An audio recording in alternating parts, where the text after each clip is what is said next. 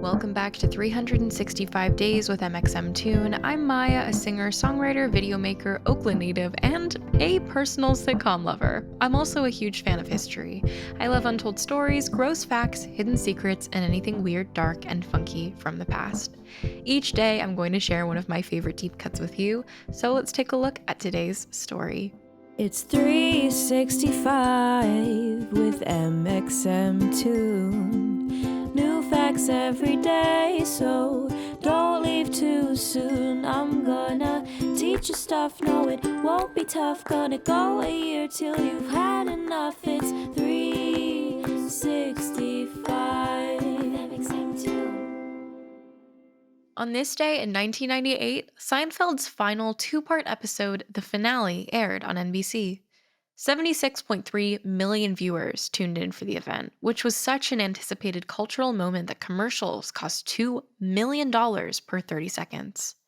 For context, this was about half the viewership of the Super Bowl that year. Not bad for the self-proclaimed show about nothing. Let's look back on how Seinfeld came to be one of the most popular shows in the history of American television. On our May 6th episode, we talked about the finale of Friends, which aired in 2004. But you could argue that Seinfeld walked so Friends could run.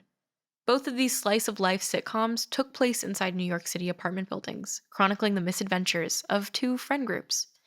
Throughout the 90s, everyone had a favorite, Friends or Seinfeld, but in reality, there's something special about each of these shows.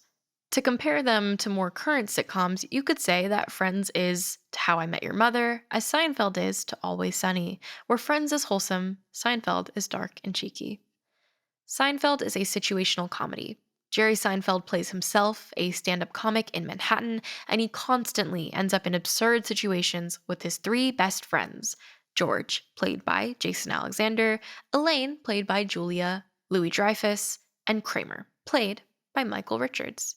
At the time, most popular sitcoms like Full House always wrapped episodes with a life lesson, but Jerry Seinfeld and his co-writer, Larry David, who later created Curb Your Enthusiasm, wanted the show to be funny, yet never too mushy. So, Larry David famously told the Seinfeld writing staff that there should always be no hugging and no learning on the show.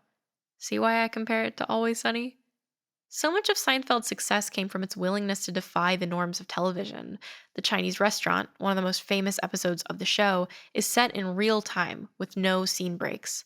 Jerry, Elaine, and George wait to be seated for dinner, and even though the waiter tells them it'll be a 5 or 10-minute wait, the episode drags on. But this is where Seinfeld shines as an anti-sitcom, a show about nothing. No one likes waiting in an endless line, but the characters are so entertaining that they can make such a boring concept funny. At one point, Elaine is ravenous, and Jerry says he'll give her $50 if she steals an egg roll from an elderly couple.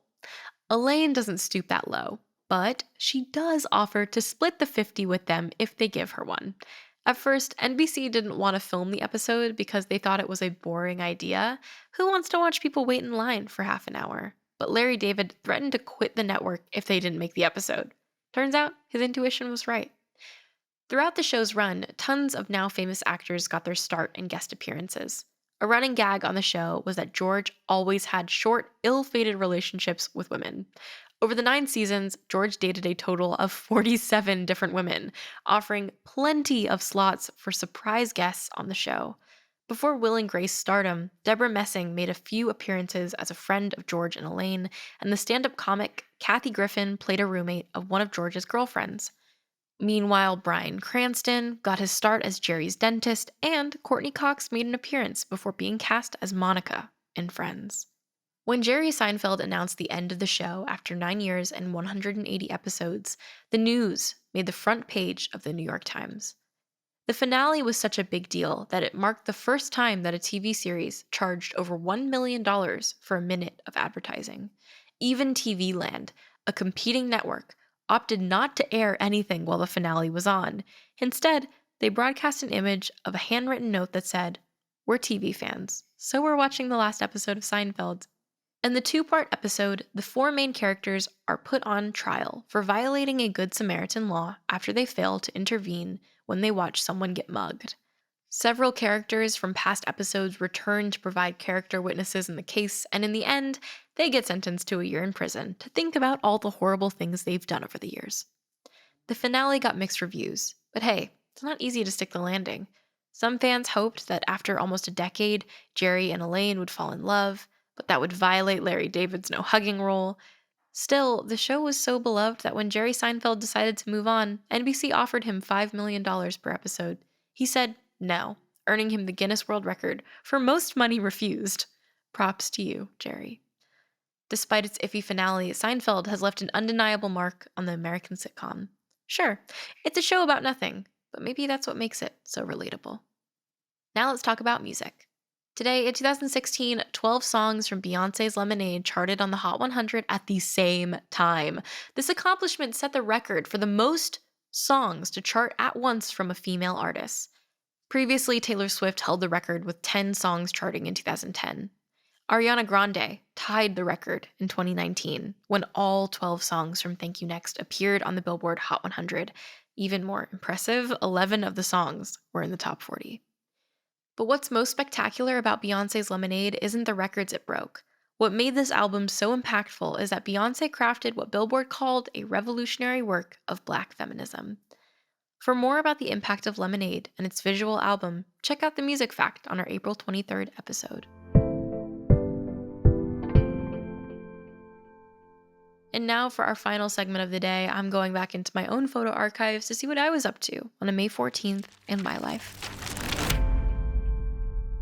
On February 14, 2019, I did one of my first liners. If you don't know what a liner is, it's basically a video that artists do or like a sound clip that artists do. Like when you hear on the radio, you're like, this is, I don't even know, like Gwen Stefani, and you're listening to 1001 FM or whatever it is. It's kind of like in the line of that. I did a liner for Taco Bell for their Feed the Beat program, which was one of my first things that I got as an accomplishment as an artist, was being a part of Taco Bell's 2019 Feed the Beat class, I guess is what they call it. And that was really exciting. I basically just made a video where I'd read from a script that they sent me and add my own sort of story along with it. But liners are something I'm very familiar with now, but they used to be very freaky for me when I was starting to do music because I was like, it was a very weird concept to grasp, like having a bunch of like scripts to read off of and then just like powering through them. But it's part of the job and I get through it now.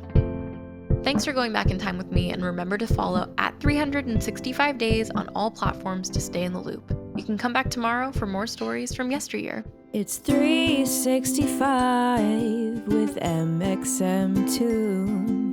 New facts every day, so don't leave too soon. I'm gonna teach you stuff, no it won't be tough. Gonna go a year till you've had enough. It's